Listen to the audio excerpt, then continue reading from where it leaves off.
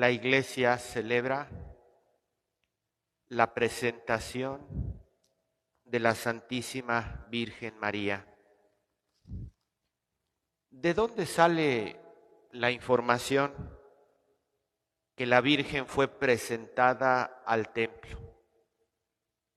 Los evangelios que conocemos no nos lo dicen.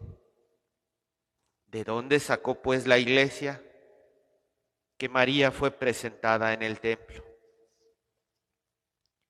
De la tradición que se vive en la Iglesia misma y de algunos textos de interés eclesiástico que nos han servido también para reafirmar lo que ya la tradición nos ha legado.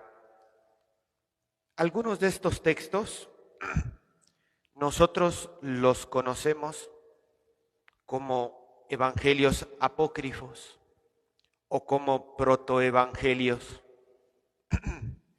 Ciertamente, los evangelios apócrifos no son fuente de revelación, no son fuente de doctrina.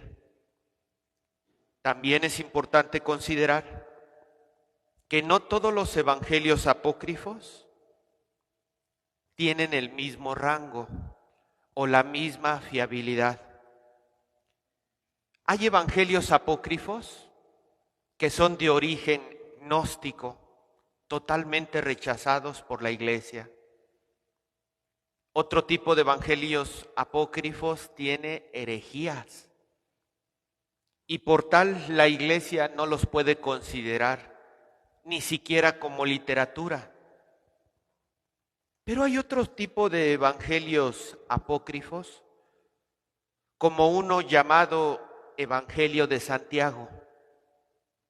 No fue porque haya sido escrito por Santiago el apóstol, sino porque la gente cuando escribía le ponía a sus escritos nombres de apóstoles para que sus escritos fueran reconocidos y distribuidos. El Evangelio de Santiago, totalmente apócrifo, no es como otros apócrifos que están llenos de herejías o de carácter gnóstico. Al contrario, algunos papas a lo largo de la historia de la Iglesia los han citado. Especialmente yo me quedo con San Juan Pablo II y con el Papa Benedicto XVI, que nos han hablado de este evangelio apócrifo. San Juan Pablo II lo señala como una fuente de antiguas tradiciones, una fuente de inspiración que nos ha servido a nosotros para enriquecer nuestras celebraciones, por ejemplo, la Navidad, la Inmaculada Concepción, la presentación de Jesús en el templo, la Natividad de María y hoy, por supuesto, la presentación de la Santísima Virgen María. Y luego el Papa Benedicto XVI dijo que en este evangelio apócrifo se exalta la santidad y la virginidad de María, la Madre de Jesús. Insisto, no son fuente de doctrina y no todos los evangelios apócrifos se pueden colocar en el mismo rango. Pero en el caso del evangelio apócrifo de Santiago, nosotros podemos tomarlo como una literatura de interés eclesiástico que puede enriquecer nuestra tradición litúrgica. En ese contexto, celebramos la tradición litúrgica de la presentación de la Santísima Virgen María. María fue presentada al templo y al ser presentada fue consagrada a Dios. Hoy día nosotros podemos decir, la consagración a Dios más importante que nosotros podemos tributar a Él es nuestro bautismo, ¿cierto? Incluso hay personas que quieren venir a presentar a su niño y no está bautizado, ¿verdad? ¿Y nosotros qué le decimos a la familia? Bautícenlo. Y al final terminamos haciendo el bautismo y la presentación. Pero en el caso de la Virgen María, los judíos no se bautizaban.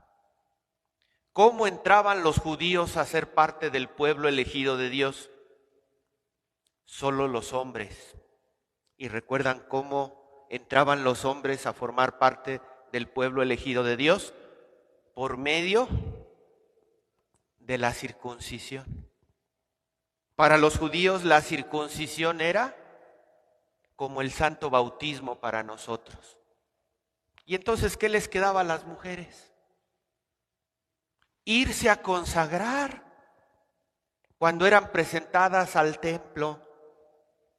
Se habla de que la Virgen fue presentada al templo a los 3 años, pero insisto, literatura aceptada como referencia, mas no como fuente de doctrina. En los evangelios apócrifos nosotros podemos leer que la Virgen María fue presentada a los 3 años y con ello fue consagrada a nuestro Señor. Otros hablan de los 7 años porque ya con el uso de razón podía dar su sí para estar dedicada a las cosas de Dios. Otros hablan de los 12 años, pero a los 12 años ya era para buscar si se iba a casar, si iba a permanecer virgen en el templo. Según nuestra tradición litúrgica, nos quedamos con la primera propuesta. La Virgen María, a los 3 años, fue presentada en el templo. Y esta bonita tradición, nosotros que en otras ocasiones hemos predicado y somos conscientes que la Virgen María para nosotros representa la perfección de cómo se debe vivir nuestra vida cristiana, nuestra vida de fe, porque ella fue la primer discípula y apóstol de nuestro Señor.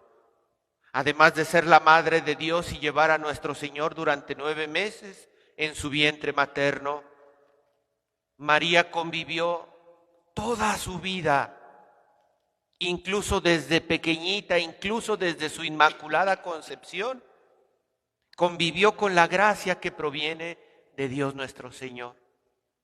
Y si María fue presentada en el templo, comenzó nuestra tradición de presentar a nuestros niños cuando cumplen 3 años a nuestros templos parroquiales.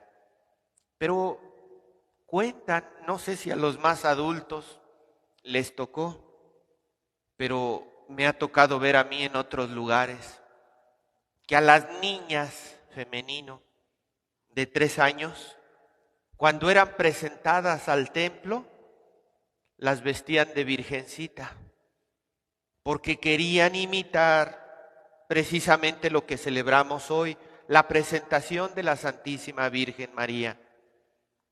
Y así fue como fue creciendo esta noble tradición. Desafortunadamente hoy día habría que purificar esta tradición, porque ya las niñas no se visten de virgencita. ¿De qué las visten?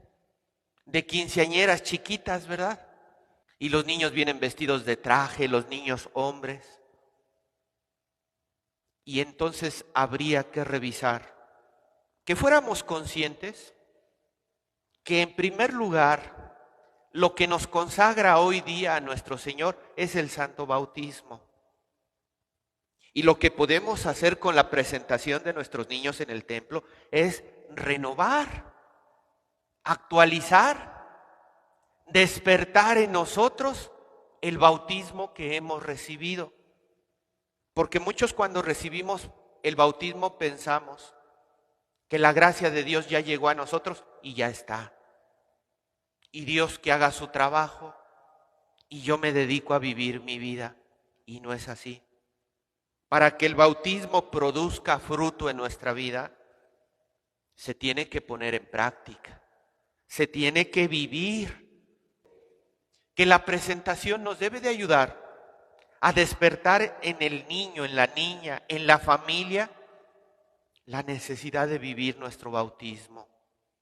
Pues que las presentaciones de 3 años sirvan precisamente para recordarnos que ya fuimos consagrados a Dios con la consagración más importante que podemos tributar a nuestro Señor, pero que a lo largo de nuestra vida se vale, es saludable renovar esa consagración a los 3 años, a los 15 años, en el matrimonio.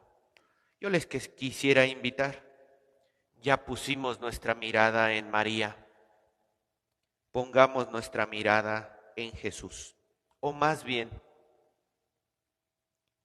veamos la mirada de Jesús. Jesús está en el templo y levanta los ojos. ¿Qué es lo que ve la mirada de nuestro Señor? Nuestro Señor mira cómo los fariseos hacen aspavientos con sus oraciones, sus donativos en las alcancías del templo. La misma mirada de Jesús se posa sobre una viuda que es pobre y que echa solamente 2 moneditas. La mirada de Dios. Ahora que tenemos el uso de la tecnología, las redes sociales, verdaderamente nos vamos esclavizando de la imagen. Nos vamos esclavizando de ser bien vistos ante los ojos del mundo, ante los ojos de los hombres, conscientes o inconscientemente.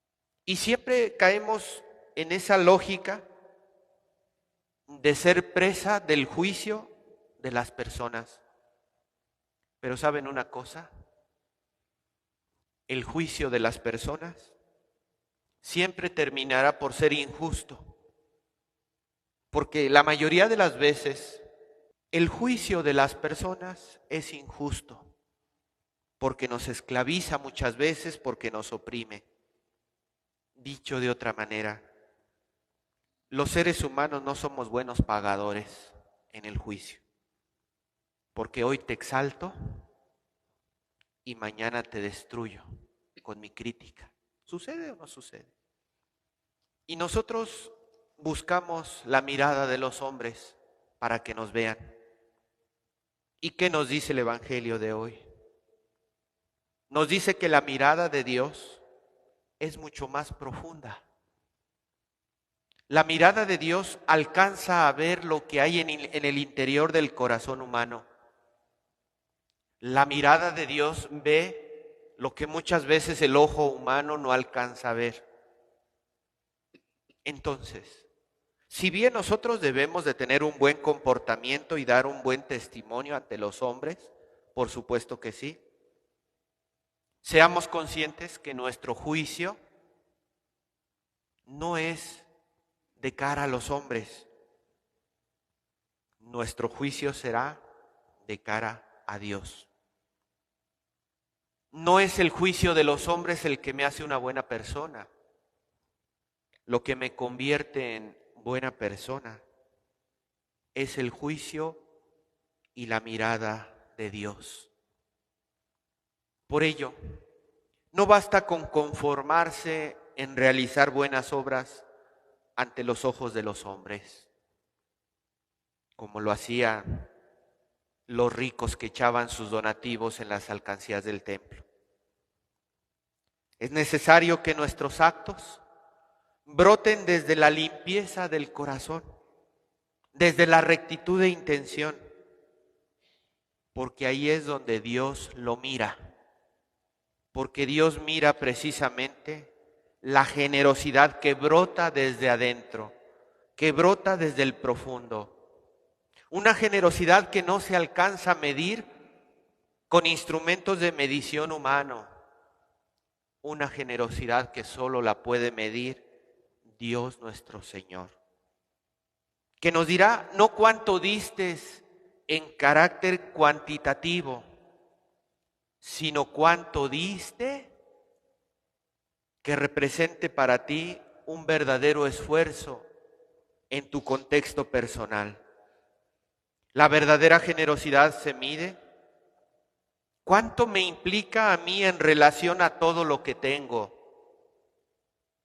Si yo tengo 1 y doy 5 centavos, o si tengo 20,000 y doy 2 pesos, ¿a quién le costó más ese acto de generosidad?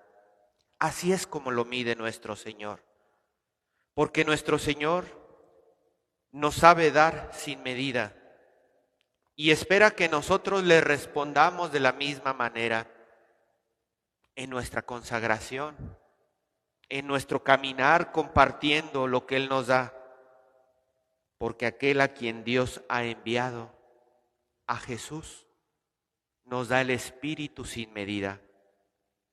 Pidámosle al Señor que nos permita actuar conscientes de que vivimos en su presencia, de que aunque no estemos en la iglesia, ayer celebrábamos la solemnidad de Jesucristo, Rey del universo, y decíamos, Jesús es el Rey de mi vida, de mi corazón, de mi casa.